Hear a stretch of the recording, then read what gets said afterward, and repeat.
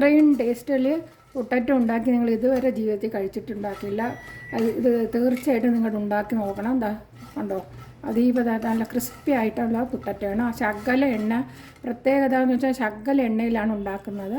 കണ്ടു നോക്കും ഫ്രണ്ട്സ്. എല്ലാവർക്കും നമസ്കാരം. ഇന്ന് ഞാൻ ഉണ്ടാക്കുന്നത് നല്ല ഒരു പൊട്ടറ്റോ മെഴുക്ക് പുരട്ടി, ഒരു സ്പെഷ്യൽ മെഴുക്ക് പുരട്ടിയാണ്. ഇതുവരെ ആരും ഉണ്ടാക്കാതെ. അത് കണ്ടു നോക്കൂ. ആദ്യം നമുക്ക് തൊലിയൊക്കെ മാറ്റാം. 3 തൊലിയൊക്കെ മാറ്റിയിട്ടുണ്ട്. ഇത് പുഴുങ്ങേ വേണ്ട പച്ച പൊട്ടറ്റോ ആണ്, പച്ച ഉരുളക്കിഴങ്ങാണ്. ഇതിനെ കട്ട് ചെയ്യാം. നമുക്ക്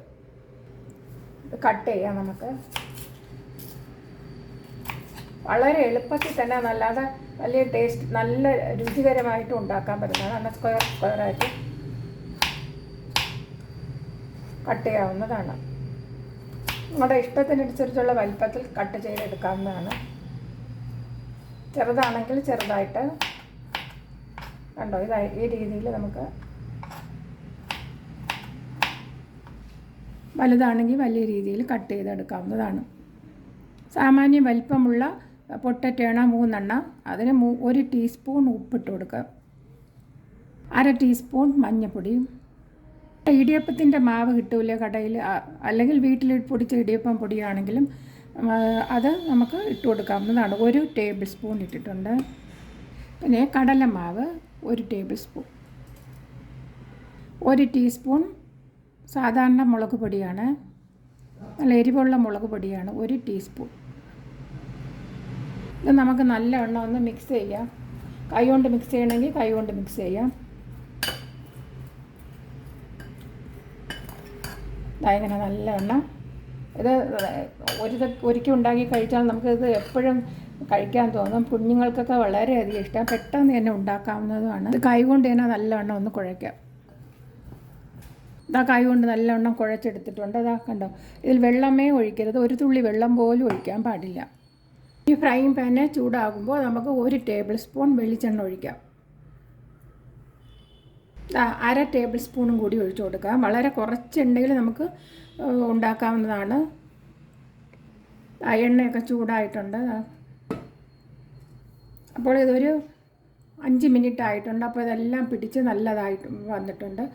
ഈ പൊട്ടറ്റോയുടെ അതിൽ ഊറിയുന്ന വെള്ളം തന്നെ വെച്ച് അത് മാവെല്ലാം ശരിയായിട്ടുണ്ട്. മുളക് ഇതെല്ലാം പിടിച്ചതാണ്. ഇനി ഇതിലോട്ട് തട്ടി കൊടുക്കാം.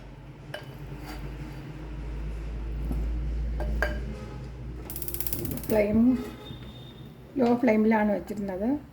മുഴുവനും തട്ടി കൊടുക്കാം.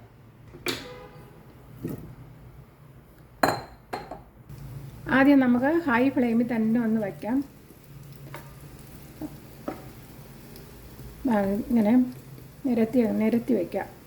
എപ്പോൾ ഇളക്കരുത്, അതിൻ്റെ മാവെല്ലാം മാറിപ്പോകും. അതുകൊണ്ട് ഒന്ന് നിരത്തി തന്നെ ഒന്ന് വയ്ക്കാം. മാവൊന്നും മാറത്തില്ല.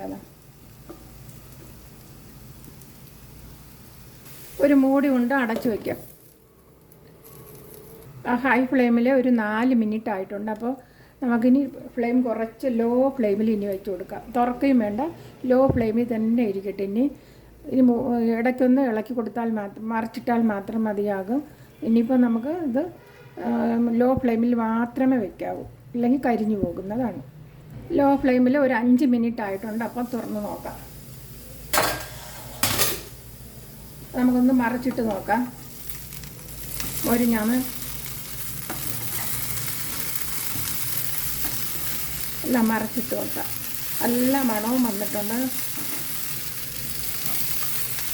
നിങ്ങൾക്ക് ഏത് ഷേപ്പിൽ വേണോ നേരത്തെ പറഞ്ഞ മാതിരി ചെയ്തെടുക്കാവുന്നതാണ്. ശകല എണ്ണ കൊണ്ട് തന്നെ നമുക്ക് ഇത് മാത്രം മതിയായിരിക്കും. ചപ്പാത്തി കഴിക്കാനും നമുക്ക് വെറുതെ എടുത്ത് കഴിക്കാം, അല്ലെങ്കിൽ ചോറിനോടൊപ്പം ഒക്കെ കഴിക്കാനാണ്. കുഞ്ഞുങ്ങൾക്കൊക്കെ ചോറ് കൊടുത്തേക്കുമ്പോൾ, ചപ്പാത്തി കൊടുത്തേക്കുമ്പോൾ ഇത് എടുത്ത് സവാളയും കൂടി ഒന്ന് വഴറ്റി ഇതിൻ്റെ കൂടെ ചേർത്ത് കൊടുത്താൽ അവർ കഴിക്കുന്നതാണ്. പൊട്ടറ്റോ ഇല്ലാത്തവരാരും ഇഷ്ടപ്പെടാത്തവരാരും കാണത്തില്ല. പ്രത്യേകിച്ച് കൊച്ചു പിള്ളേർക്ക്, മുതിർന്നവർക്കും വലിയ ഇഷ്ടമാണിത്. മറിച്ചിട്ടതിന് ശേഷം ഒന്നും കൂടി നമുക്ക് അടച്ചു വയ്ക്കാം. മറിച്ചിട്ടതിന് ശേഷം ഒരു 5 മിനിറ്റും കൂടെ ആയിട്ടുണ്ട്. അപ്പോൾ ലോ ഫ്ലെയിമിലാണ്. അപ്പോൾ നമുക്ക് നോക്കാം, എന്തോന്ന് നോക്കാം. നല്ല മുരിഞ്ഞും വന്നിട്ടുണ്ട്. ഈ നോൺ സ്റ്റിക്ക് അല്ലാത്ത പാത്രത്തിലും നമുക്ക് ചീനച്ചട്ടിയിലോ അലുമിനിയം ചീനച്ചട്ടിയിലോ ഏത് പാത്രത്തിലും ഉണ്ടാക്കുന്നതാണ്. സ്റ്റീൽ ഒഴിച്ച് ബാക്കിയുള്ള പാത്രത്തിൽ, സ്റ്റീൽ നോൺ കോപ്പർ ബോട്ടം പാത്രത്തിൽ, സ്റ്റീലിൽ. അപ്പം ലോ ഫ്ലെയിമിൽ തന്നെ വയ്ക്കണം എപ്പോഴും. കോപ്പർ ബോട്ടം ആണെങ്കിൽ, ഇത് നോൺ സ്റ്റിക്കാണ്, അലുമിനിയം ചീനച്ചട്ടിയിലൊക്കെ ഉണ്ടാക്കാവുന്നതാണ്. ഇത് നമുക്കൊന്ന് നോക്കാം. പൊടിഞ്ഞിട്ടുണ്ട് ഉണ്ടോ, അകമൊക്കെ വെന്തിട്ടുണ്ട്. 3 മിനിറ്റും കൂടി തുറന്നിട്ടൊന്ന് ക്രിസ്പി ആയിട്ടൊന്ന് എടുക്കാം. എണ്ണയൊന്നും ഒഴിക്കേണ്ട, കണ്ടോ, എണ്ണയൊന്നും ഒഴിക്കണ്ട. 3 മിനിറ്റ് ആയിട്ടുണ്ട്. നമുക്കപ്പോൾ ഫ്ലെയിം ഓഫ് ചെയ്യാം.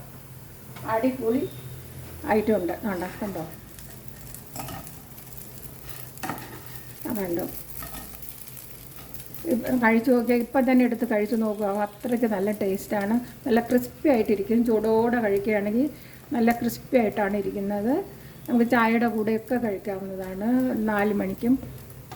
ഇത് ഞാൻ ചോറിൻ്റെ കൂടെ ഉണ്ടാക്കിയതാണ്, ചപ്പാത്തിയുടെ കൂടെയും കഴിക്കാവുന്നതാണ്. നേരത്തെ പറഞ്ഞ മാതിരി. ഇനി അടുത്തൊരു റെസിപ്പിയുമായിട്ട് വരാം.